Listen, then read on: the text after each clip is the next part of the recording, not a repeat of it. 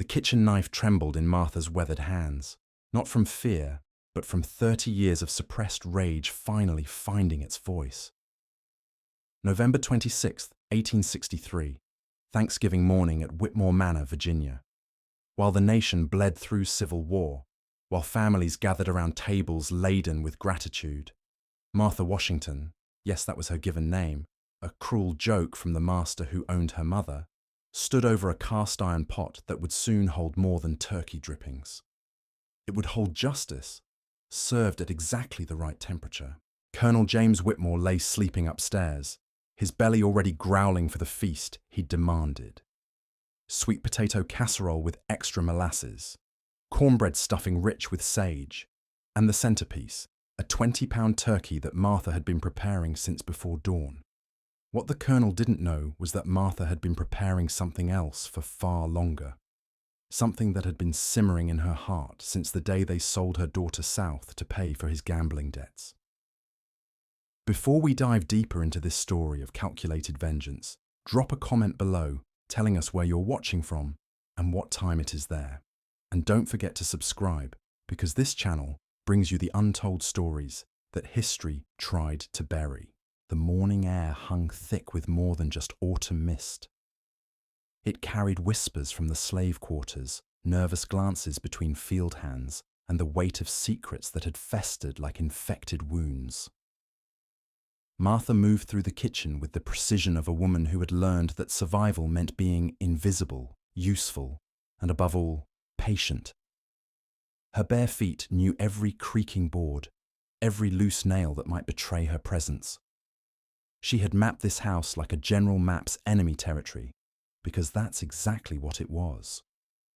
The Whitmore estate stretched across 300 acres of Virginia soil, watered by the blood and tears of people who had names before they became property. Cotton fields that whispered stories of broken backs. Tobacco rows that reeked of stolen dreams. And at the center of it all, the big house, white columns gleaming like teeth in a skull's grin, mocking every soul trapped within its shadow. Colonel Whitmore wasn't born cruel. Cruelty was a skill he'd cultivated, refined, perfected over decades of practice. He'd inherited the plantation from his father, along with 147 human beings, whose lives he controlled with a stroke of a pen. But inheritance wasn't enough for James Whitmore. He needed to prove himself worthy of the legacy, needed to show that he could be even more ruthless than the old man. Martha remembered the first time she'd seen him break a man's spirit. She was 16, working in the kitchen under old Mama Celia's watchful eye. A field hand named Samuel had been caught teaching children their letters in the dirt behind the smokehouse. Reading was forbidden, learning was dangerous, knowledge was rebellion. The Colonel had Samuel tied to the whipping post at dawn, not for the usual 10 lashes, but for 50. By the 20th strike, Samuel was begging. By the 30th, he was screaming. By the 40th, he was silent. They cut him down and dragged him to the quarters, where he lived for 3 more days, delirious with fever, calling out for his mother in a language the overseer couldn't understand. That was the day Martha learned that patience wasn't just a virtue, it was a weapon. The Colonel had 3 sons and a daughter, each one carved from the same diseased wood as their father. Thomas, the eldest, had inherited his daddy's love of the whip, but lacked the restraint to use it strategically. He'd killed 2 slaves before his 18th birthday, not from calculated cruelty, but from pure rage, the kind that burns hot and stupid.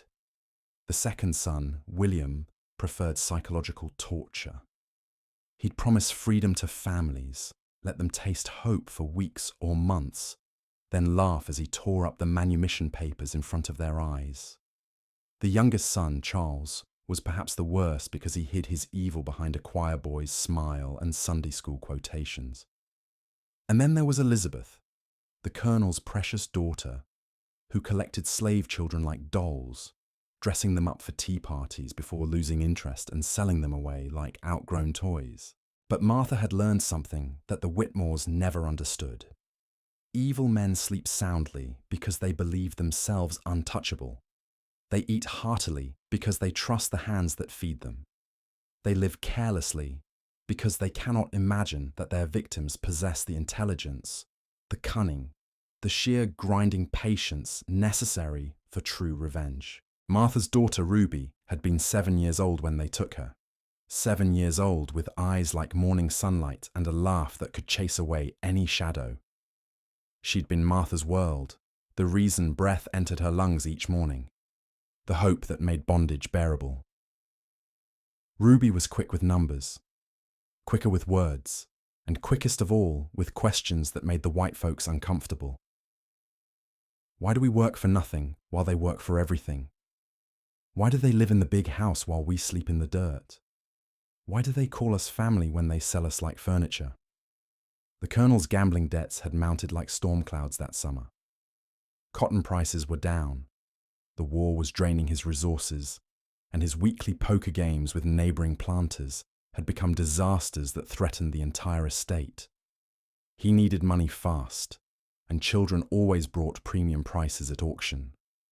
Fresh, untrained, moldable, into whatever their new masters desired. Martha still remembered the sound of the wagon wheels rolling away, carrying her daughter toward a fate she couldn't bear to imagine. She'd stood in the kitchen doorway, forcing her face to remain blank while her soul shattered like glass hitting stone. The Colonel had walked past her that evening, whistling a tune, his pockets heavy with Ruby's price. He'd even complimented the cornbread she'd made for supper, never noticing that her tears had salted every grain. That was 3 years ago. 3 years of Martha perfecting her mask of servitude while her true face hardened into something unrecognizable. 3 years of studying the Colonel's habits, his preferences, his weaknesses. 3 years of learning which herbs grew wild in the woods behind the quarters, which roots could stop a heart, which seeds could bring on convulsions that looked like natural illness. The knowledge had come from Aunt Dinah, the oldest woman on the plantation, whose grandmother had been stolen from a place where women knew the secrets of plants and poisons. Dinah spoke in whispers about leaves that could make a man sleep forever, berries that could turn his insides to fire, mushrooms that could drive him mad before they drove him to his grave. She'd taught Martha carefully, patiently, understanding that some knowledge was too dangerous to share carelessly. But Martha had been the perfect student. She'd memorized every lesson, practiced with small doses on the plantation's rats and stray dogs, until she knew exactly how much of each ingredient would produce exactly the effect she desired. She'd learned to hide her preparations in plain sight, grinding death into spice blends, mixing murder with molasses, stirring vengeance into gravies that the Colonel praised for their rich, complex flavors. The war had provided perfect cover for her preparations. With so many men away fighting, with supply lines disrupted and normal routines shattered, a few missing ingredients here and there went unnoticed.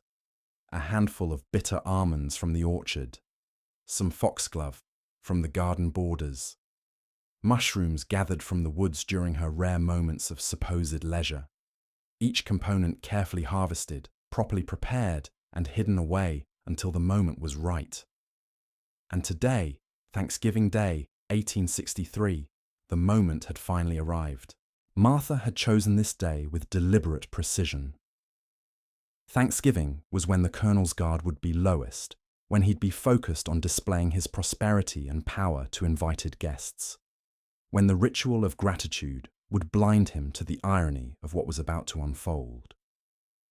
The man who had stolen everything from her would lose everything on the day, meant for giving thanks. The turkey sat on the preparation table. 20 pounds of Virginia bronze, its cavity waiting to be filled with Martha's special stuffing. But first, she needed to prepare the other components of the meal, each one a weapon disguised as nourishment, each one a message written in a language only she could read. The sweet potatoes had been her first inspiration. The Colonel loved them mashed with butter and molasses, the sweetness masking any bitter undertones that might betray their deadly cargo. Martha had experimented for months, finding just the right balance of flavors, that would deliver her payload without arousing suspicion. The bitter almonds provided the perfect complement to the molasses, their almond scent actually enhancing the dish's appeal, while their prussic acid content promised a swift, decisive conclusion to 30 years of patient suffering. She worked the sweet potatoes with methodical precision, her wooden spoon moving in circles that had become ritual. Steam rose from the cast-iron pot like incense from an altar, and Martha breathed it in deeply, tasting the sweetness that would soon turn bitter in the Colonel's throat. The molasses poured thick and dark, each drop a promise, each stir a prayer to ancestors whose names had been stolen, but whose spirits still whispered guidance through the kitchen smoke. The cornbread stuffing came next, golden kernels mixed with sage and thyme, herbs that would mask the earthier flavours she'd be adding. Martha had spent weeks perfecting this recipe, testing it on herself in tiny doses to ensure she could build tolerance while the Colonel would have none. The foxglove leaves, dried and ground to powder, mixed seamlessly with the sage. To any observer, she was simply seasoning the stuffing with the same care she'd shown for 3 decades. But each pinch carried the weight of Ruby's absence, each sprinkle the echo of her daughter's laughter that would never fill this kitchen again. The Colonel stirred upstairs, his heavy footsteps creaking across the bedroom floor. Martha's hands never paused in their work. She'd memorized his morning routine down to the minute. First, he'd splash water on his face from the porcelain basin. Then, he'd pull on his robe, the silk one his wife had bought him before consumption took her 5 years ago. He'd walk to the window, survey his domain like a king reviewing his kingdom, and finally descend the stairs at precisely 8:30, expecting his coffee to be waiting at the perfect temperature. But this morning would be different. This morning, Martha had added something special to the Colonel's private coffee blend. Nothing that would take effect immediately, nothing that would spoil the grand finale she'd planned for the feast. Just a small dose of something that would make him hungrier than usual, more eager to consume everything she placed before him. The mushrooms she'd gathered grew in the darkest parts of the woods, places where sunlight never touched the forest floor.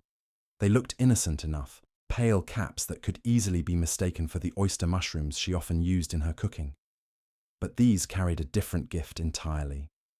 The kitchen door swung open with its familiar creak, and Thomas Whitmore stumbled in, still reeking of whiskey from the night before. The eldest son had inherited all of his father's vices, but none of his discipline. Where the Colonel was cruel with purpose, Thomas was cruel from weakness, lashing out at anyone within reach whenever his failures became too obvious to ignore. "Coffee, Martha," he grunted, not bothering with pleasantries. "And make it strong. My head feels like it's being kicked by a mule." Martha nodded silently, reaching for the pot she kept warm on the back of the stove. This coffee was different from his father's blend, seasoned with ingredients meant for different purposes. Thomas had been the one to hold Ruby down when they loaded her into the wagon. He'd laughed when she'd cried for her mama, told her she'd better get used to crying, because where she was going, nobody would care about her tears. "Smells good in here," Thomas said, settling into the chair by the window. "What's the old man having us cook for his grand feast?" "Turkey with all the fixings, Master Thomas," Martha replied, her voice carrying the practiced deference that had kept her alive for 30 years. "Sweet potatoes, cornbread stuffing, gravy, and collard greens. Your daddy's favourites." Thomas nodded absently, already focused on his coffee. He drank it black and bitter, just like his soul. Martha watched as he drained the cup in long gulps, grimacing at the heat but too impatient to let it cool. The herbs she'd mixed into his blend would work slower than his father's dose, but they'd work all the same. By evening, when the family gathered around the dining table, Thomas would be ready to receive everything she'd prepared for him. "Make sure you don't burn nothing," Thomas said, standing to leave. "Daddy's got important guests coming today. Some Confederate officers passing through on their way south. They'll be expecting proper Virginia hospitality." Martha's heart quickened. More guests meant more witnesses to whatever unfolded, but it also meant more variables she couldn't control. She'd prepared enough of her special ingredients to handle the immediate family, but Confederate officers would complicate things. They'd be armed, alert, suspicious of anything unusual. She'd have to be even more careful, even more precise in her dosing. But as Thomas stumbled back toward the main house, Martha felt something that surprised her. Not fear, but excitement. Let the officers come. Let them see what happened when evil men finally faced justice. Let them carry the story back to Richmond, back to whatever marble halls where they made their plans and counted their profits built on human misery. Let them learn that even in the darkest corners of their empire, rebellion could take root and grow into something beautiful and terrible. The turkey was ready for stuffing now, its cavity pink and waiting. Martha worked her hands inside, packing the seasoned cornbread mixture deep into the bird's body. Each handful carried its own blessing, its own curse. The foxglove would work on the heart, making it race and flutter like a caged bird before stopping entirely. The bitter almonds would steal oxygen from the blood, turning lips blue and breath short. The mushrooms would bring visions first, then convulsions, then the long sleep from which no evil man ever woke. She'd calculated the doses carefully, accounting for body weight, tolerance, and the other foods that would be consumed alongside her preparations. The colonel would get the strongest dose, of course. He was the primary target, the head of the snake that needed cutting. Thomas would receive something slightly weaker, but no less final. The other sons and the daughter would get graduated portions based on their individual crimes against humanity. As Martha worked, she found herself humming. It was an old song, something her own mother had sung while working in the fields of a different plantation, under a different master's whip. The melody carried memories of Africa, of a time before chains and sails and children stolen in the night. It was a song of endurance, of survival, of justice delayed, but never abandoned. The morning sun climbed higher, painting the kitchen in golden light that made everything look peaceful, domestic, normal. But Martha knew that appearances were the greatest lie ever told in the South. Behind every gleaming white column, every manicured garden, every table laden with abundance, lay the truth that no amount of prettiness could disguise. This house was built on bones, watered with tears, maintained by the systematic destruction of human souls. But today, the reckoning would come. Today, the turkey would carry more than stuffing to the Whitmore table. It would carry 30 years of patient planning, 3 years of careful preparation, and one mother's unbreakable love for a daughter she'd never see again. Today, Thanksgiving would mean something different in this house. It would mean that even the powerless could find power. Even the voiceless could make themselves heard. Even the enslaved could choose the moment of their freedom. Martha finished stuffing the turkey and began sewing the cavity shut with practiced stitches. Each pull of the thread was deliberate, final. There would be no going back from this moment, no second thoughts or changes of heart. The bird would go into the oven carrying its deadly cargo, and when it emerged golden and perfect, it would be ready to serve the justice that no court in Virginia would ever provide. The kitchen filled with the rich aroma of roasting turkey as Martha slid the deadly bird into the brick oven. The flames licked hungrily at the cast-iron roasting pan, and she adjusted the damper with the same care she'd shown everything else that morning. Precision was her religion now, timing her gospel. The colonel expected his feast at exactly 2 o'clock, when the afternoon light would stream through the dining room windows and illuminate the table like a stage set for the final act of a very long play. She wiped her hands on her apron and moved to the next phase of her preparation. The collard greens simmered in a massive pot, their dark leaves releasing steam that carried hints of the ham hock she'd used for flavouring. But today's ham hock was different. Martha had injected it with a concentrated extract she'd been perfecting for months, derived from the water hemlock that grew wild near the creek bed. The ancient Greeks had used it for executions, and Martha had learned to respect its power through careful experimentation on the plantation's more troublesome livestock. The colonel's morning routine continued upstairs with clockwork predictability. She heard his boots on the floorboards, the scrape of his shaving razor against the porcelain basin, the rustle of fabric as he dressed in his finest clothes for the Confederate officers who would arrive within the hour. He was vain about his appearance, spending longer at his mirror than his dead wife ever had. Today he'd chosen his best uniform, the one with brass buttons that caught light like warning signals. How fitting that he'd dress like a peacock for his own funeral feast. Martha began preparing the gravy, the final component of her masterpiece. She'd saved the most potent ingredient for this dish because the colonel always demanded extra gravy, pouring it over everything on his plate like a man trying to drown his food in richness. The destroying angel mushrooms had been the hardest to obtain, growing only in the deepest shadows of the oak grove, where Spanish moss hung like funeral shrouds. These weren't the quick killers she'd used elsewhere. These were patient predators, taking hours to show their true nature, allowing their victims to feel safe and satisfied before the real suffering began. She stirred the gravy with long, hypnotic strokes, watching it thicken to the perfect consistency. The mushroom powder dissolved completely, leaving no trace of its presence except for a slightly earthier flavor that would complement the turkey's richness. Martha tasted it carefully, just a drop on her fingertip. She'd built immunity through months of microdoses, but she still felt the familiar tingle on her tongue that warned of the poison's presence.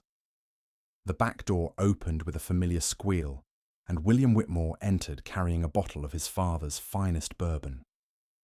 The middle son was already drunk despite the early hour, his eyes glassy with the kind of desperation that came from knowing you'd never measure up to impossible expectations. He'd been the one to negotiate Ruby's sale, haggling over her price like she was livestock, instead of a child with dreams and fears, and a mother who would die from missing her. "Martha, darling," William slurred, attempting charm that fell flat as a stone. "Daddy wants you to prepare something special for our military guests. Something that shows proper Southern hospitality."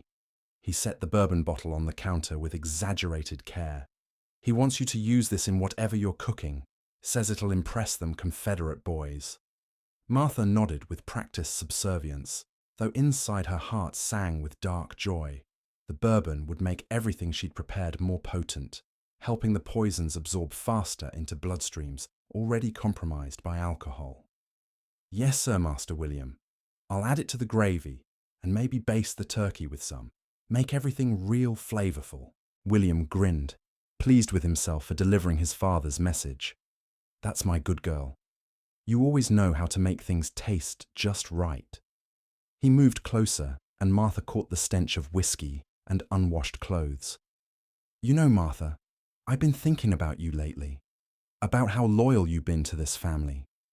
Maybe after today's feast, you and me should have ourselves a little celebration. Just the two of us. Misum." The wooden spoon in Martha's hand tightened, but her face remained perfectly composed. William had been making these suggestions for months now, ever since his wife had run off with a traveling preacher. He thought his position gave him rights over every woman on the plantation, thought his white skin was permission to take whatever he wanted. But Martha had plans for William too, plans that would ensure he never touched another woman again. "I got to focus on this cooking right now, Master William," she said softly. "Your daddy's expecting everything perfect for them officers." William laughed and grabbed the bourbon bottle. "Course he is. Everything's got to be perfect for Daddy's important friends." He took a long swig straight from the bottle. "But don't you forget what I said, Martha. We got unfinished business, you and me." After he stumbled out, Martha allowed herself a moment of pure hatred. Her hands shook as she poured bourbon into the gravy, the alcohol releasing new aromas that would mask any remaining traces of the mushroom powder. William's unfinished business would be concluded today, along with everyone else's. The only business that mattered was justice, and Martha had become its most faithful servant. The sound of approaching horses echoed across the plantation grounds. Martha moved to the kitchen window and watched as 3 Confederate officers rode up the circular drive, their grey uniforms immaculate despite the dust of travel. They dismounted with military precision, handing their reins to stable boys who appeared instantly to serve their needs. The colonel emerged from the main house to greet them, his voice carrying across the yard in booming welcomes and hearty handshakes. Martha studied their faces, memorizing details with the same thoroughness she'd applied to everything else. The eldest officer wore the insignia of a full colonel, his beard perfectly groomed, his bearing suggesting a man accustomed to command. The second was younger, a major with nervous eyes that darted constantly, assessing threats and exits like a man who'd survived too many battles.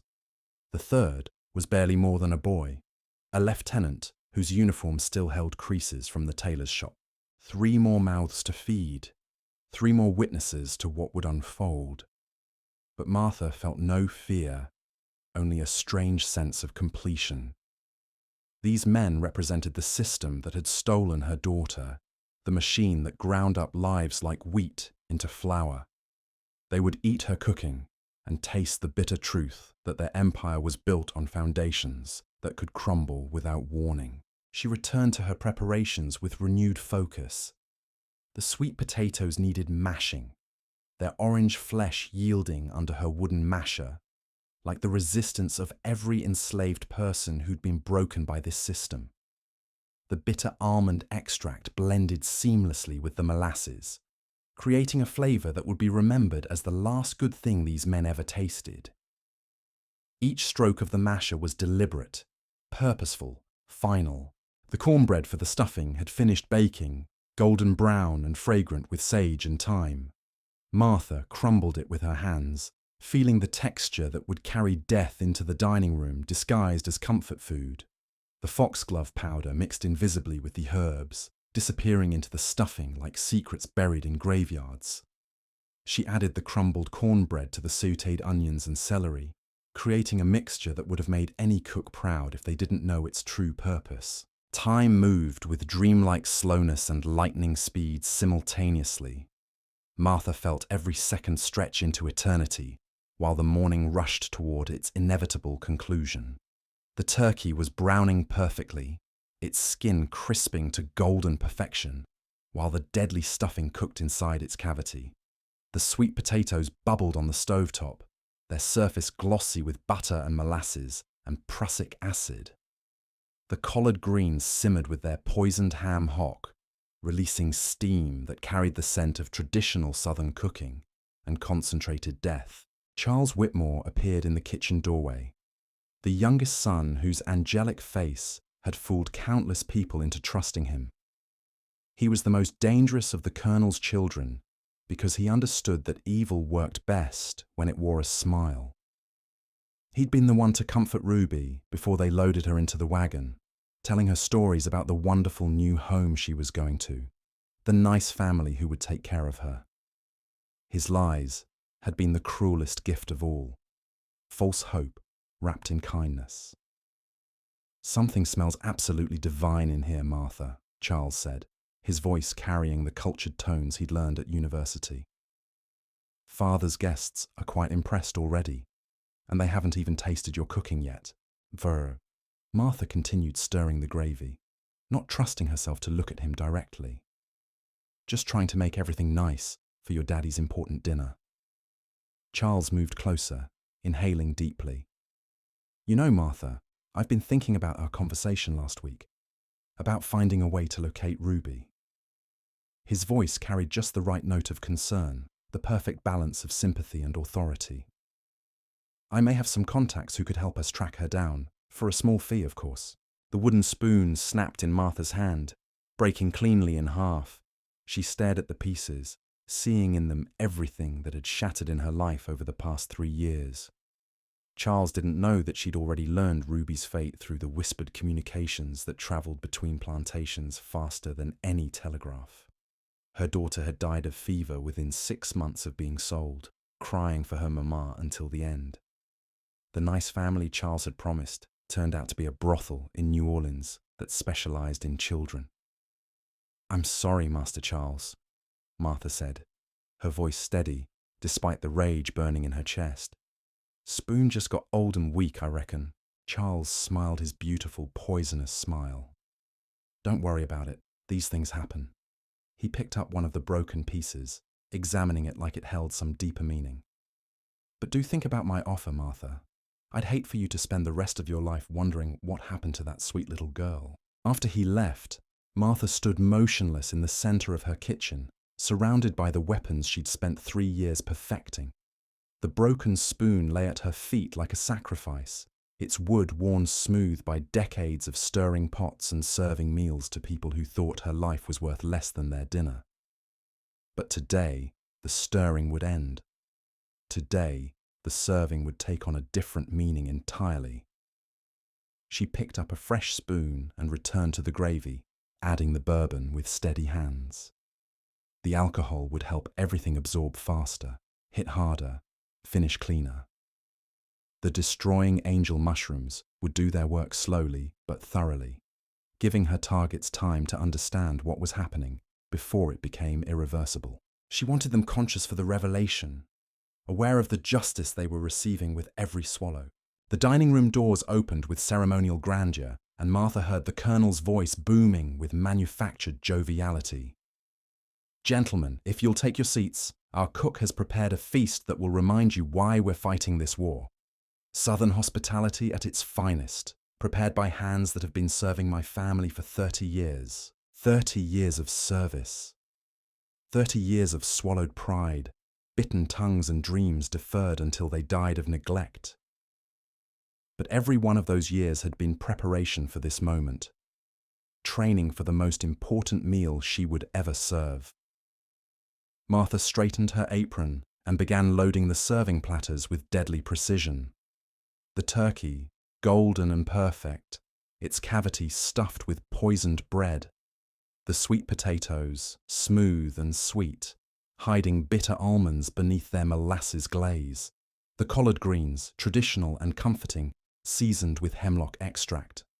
The gravy, rich and brown, carrying destroying angels disguised as flavor enhancement.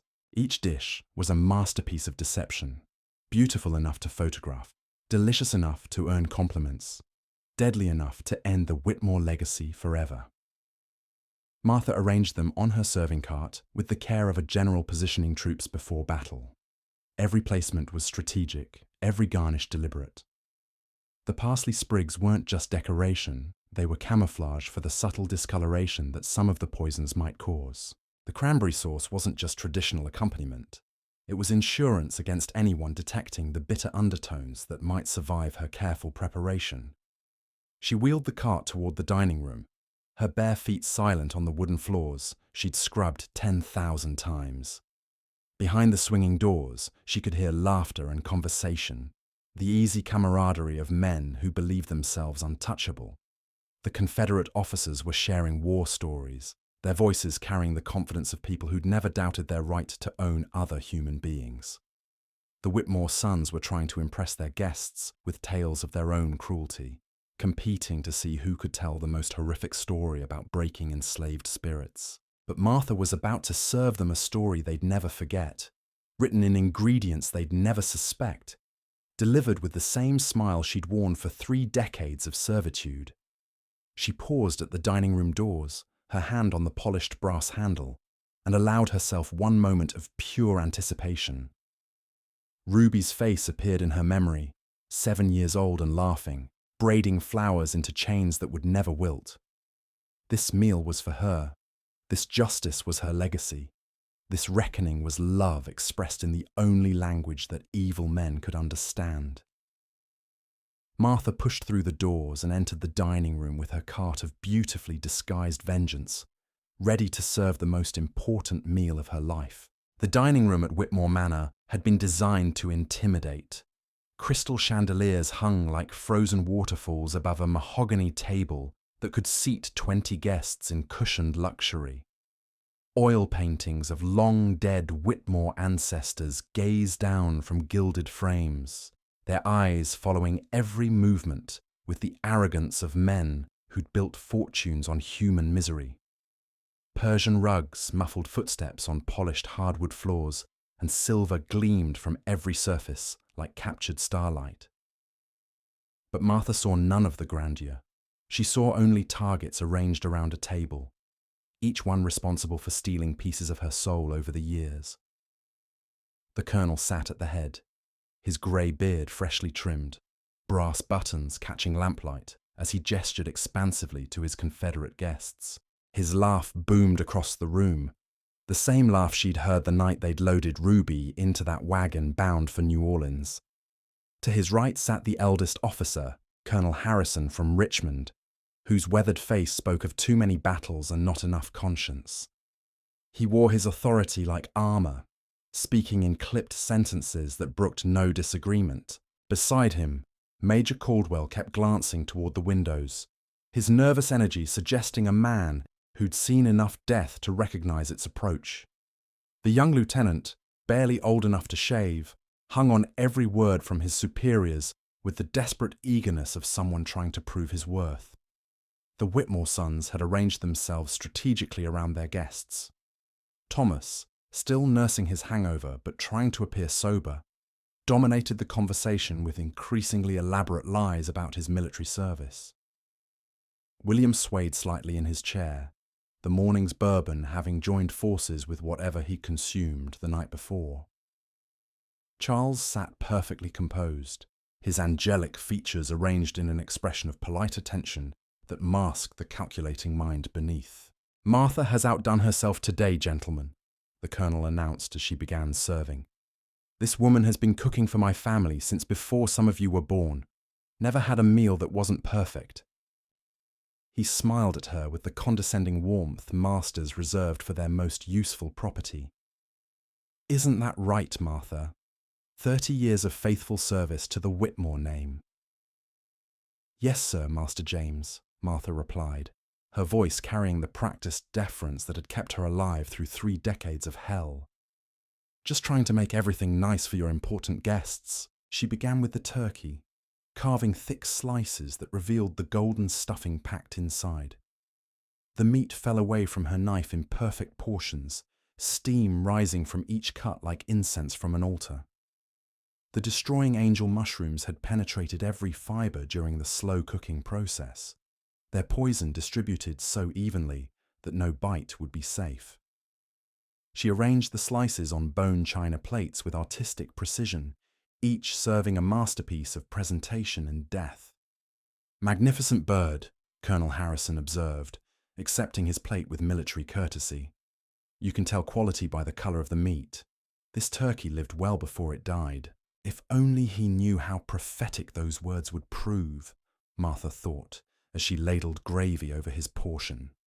The brown sauce flowed like liquid velvet, carrying its cargo of concentrated destruction deep into every crevice of the carved meat. The bourbon she'd added gave it an extra richness that made the officers nod approvingly, never suspecting that each drop contained enough destroying angel extract to fell a horse. "Martha learned to cook from the finest kitchen staff in Virginia," the colonel continued, preening like a peacock. "My father brought her mother up from the Charleston market specifically for her skills with traditional recipes. Bloodlines matter in cooking just like they do in breeding." He chuckled at his own wit, while Martha spooned sweet potatoes onto his plate. "Course, we've refined her techniques over the years, taught her to cook for proper gentlemen instead of whatever they ate in Africa. The bitter almond extract in the sweet potatoes would teach him about refinement soon enough." Martha had calculated the dosage to account for his larger frame and higher tolerance for alcohol. The prussic acid would work slowly at first, allowing him to enjoy several bites before the familiar tightness began in his chest. The molasses would mask the bitter aftertaste until it was far too late to matter. Major Caldwell cut into his turkey with surgical precision, examining each bite before consuming it. His paranoid nature had probably kept him alive through multiple campaigns, but it wouldn't save him from Martha's patient artistry. The foxglove in the stuffing had been ground so fine that no visual inspection could detect its presence. It would work on his heart first, making it race and flutter like a trapped bird before stopping entirely.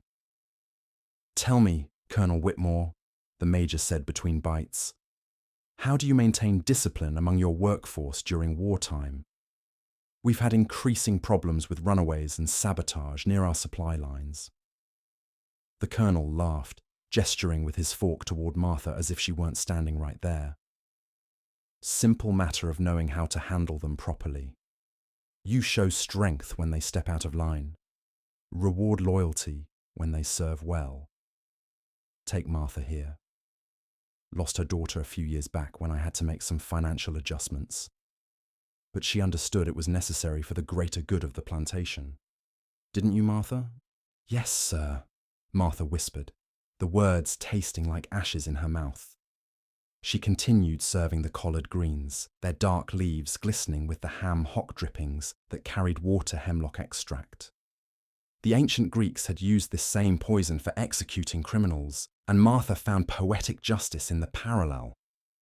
These men were criminals too, just ones who'd written the laws to make their crimes legal. Thomas Whitmore was already on his second helping of everything, his hangover making him ravenous for the rich foods that would soon be his undoing. You got to break them early, he slurred, wine staining his lips red as blood. Show them who's master right from the start. I remember when Martha's girl got uppity, started asking questions about why she couldn't learn to read, had to nip that nonsense in the bud. The serving spoon trembled imperceptibly in Martha's hand, but her face remained perfectly composed. Thomas had been the one to suggest selling Ruby in the first place, arguing that smart slaves were dangerous slaves. He'd laughed when the wagon pulled away, joking that they'd gotten premium price for damaged goods.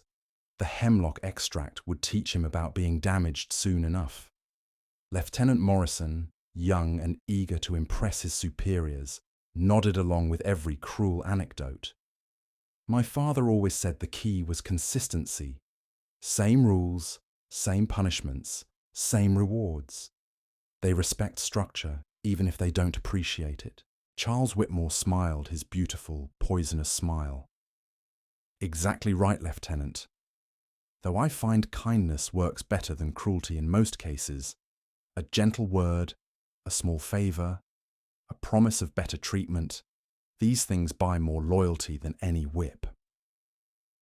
He cut another piece of turkey, chewing thoughtfully. Of course, you have to be willing to follow through on your threats when kindness fails. Isn't that right, Martha? Sometimes we have to make hard choices for everyone's benefit. Martha nodded silently, refilling wine glasses with hands steady as stone. Charles's brand of evil was the most insidious, because it came wrapped in false compassion.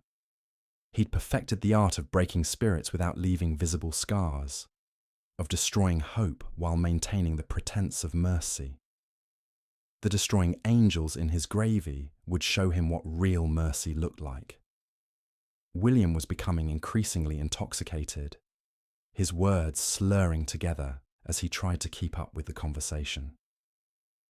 Problem is, you treat them too good, and they start thinking they're equal to white folks. Got to remind them regular-like that they ain't nothing but property. He waved his fork unsteadily, nearly knocking over his wine glass. That's why I always sample the merchandise before we sell it. Quality control, you might say. The implications of his words hung in the air like smoke from a funeral pyre. Martha had heard whispers about William's quality control, stories that made her stomach turn and her hands clench into fists. But today, his appetite for cruelty would finally be satisfied in ways he never expected. The bitter almonds would give him plenty of time to contemplate his sins before they stopped his black heart forever. Martha never returned to serve the dessert course. By the time the first convulsions began, she had already vanished into the Virginia woods, carrying nothing but the clothes on her back, and 30 years of justified rage finally satisfied. They found the bodies 3 days later, sprawled across fine china and Persian rugs, their last meal still warm in their bellies. The Confederate officers never made it to Richmond. The Whitmore name died with them at that table. Some said it was divine justice served at exactly the right temperature. Others whispered it was something far more dangerous, proof that even the powerless could choose their moment of reckoning. If this story stirred something deep within you, subscribe to this channel and share it with someone who needs to remember that heist. Ora's untold stories carry the sharpest truths.